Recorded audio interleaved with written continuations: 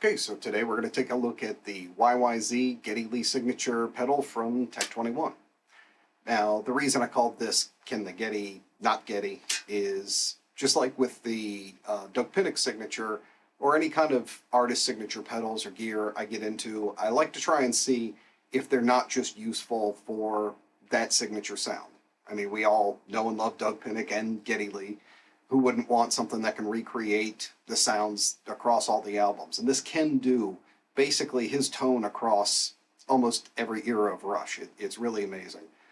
But I usually try and step out and see, is it just going to be useful for that, or can you craft your own tones and that kind of thing? And if you checked out the demo, I used a couple of different pieces here and there, levels of distortion and stuff. It can definitely stretch out and do a lot more than just Geddy's sound. That's why I'm not going to go into this too much here. Every demo you see is going to be focused on, does the Geddy do Geddy? So, and really, you're not going to get any better than this than my man Tim Starace from the band YYZ. If you haven't checked him out, check out his demos and his Instagram. He just really has the stuff down and tone matches the stuff better than I've ever heard. So that's the guy for Geddy. We're going to do some not Geddy. So let's get into the unit. Okay, let's start out with our controls. Some of them are kind of obvious in what they do, some of them not so obvious. Obviously, the master control, kind of self-explanatory. The bass knob does basically what you would expect it to do. It's set at about 80 hertz, and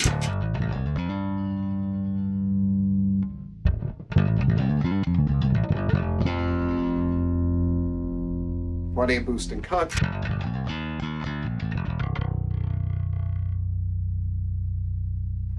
The highs are set at 3.2, same thing.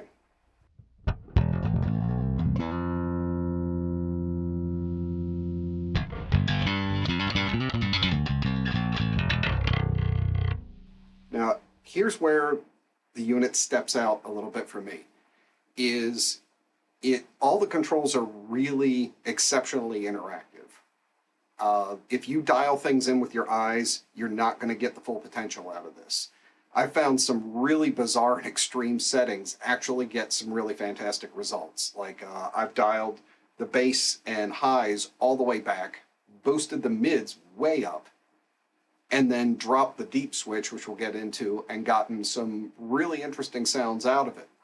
The other thing is that I also find that the gain knob is interactive, meaning that not only is it way more touch sensitive than usual, you can get really adds more distortion as you dig in, a little more, getting really kind of a snap to it and a sharp cut, but you can adjust the overall tone and amount of saturation by how much you dig in. So that's kind of unusual, and it also affects the tone color overall in that it's a rich saturation and a little smoother than a lot of what's out there right now. It tends to roll off a bit of the highs and gives a warm, kind of more older school, but not done old school kind of thing. It's not boomy or rolled off or anything. It's got plenty of articulation and a lot of nice overtones, but it's definitely a smoother sound than something like a lot of the crossover distortions and things that are out on the market right now. Now, the bottom section here is where things get especially interesting to me. The mid knob rather, doesn't work traditionally in that it's one frequency based on a boost and cut.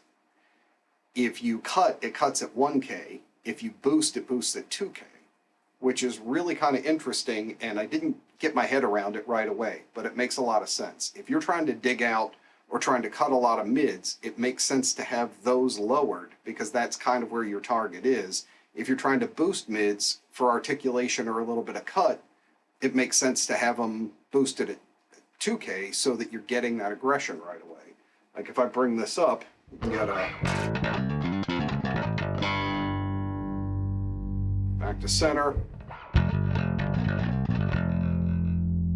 And then if I start dialing out that 1K, much deeper, kind of mildly scooped out sound.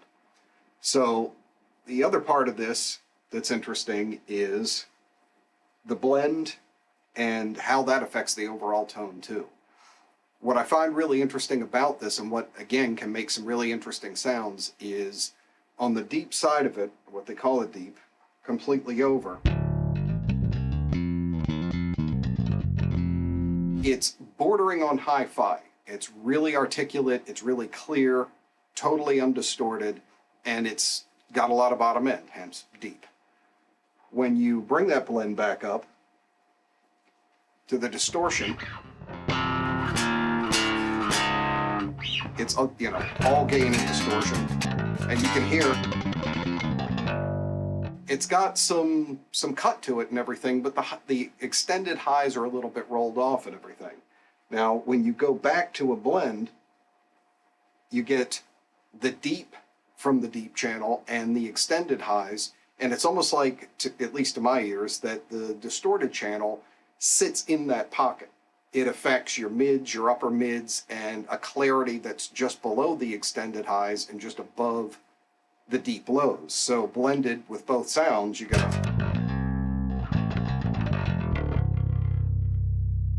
So now you've got a little bit of both, and that can be really interesting because, again, depending on your attack, you can get really different sounds depending on which, either the deep or the distorted, is being affected by your playing the most. Getting a is going to sound warmer and richer, but doing the same thing and going,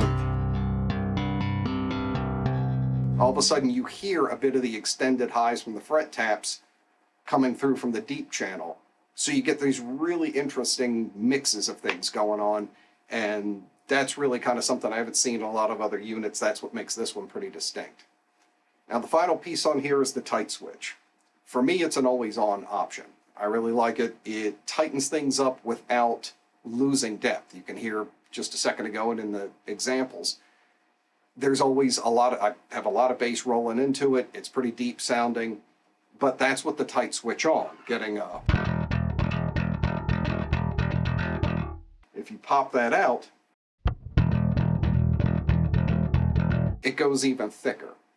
But the funny thing is it's technically rolling some stuff off and tightening up the sound and taking out some of those sub-lows, but it does it without absolutely killing your low end. Getting that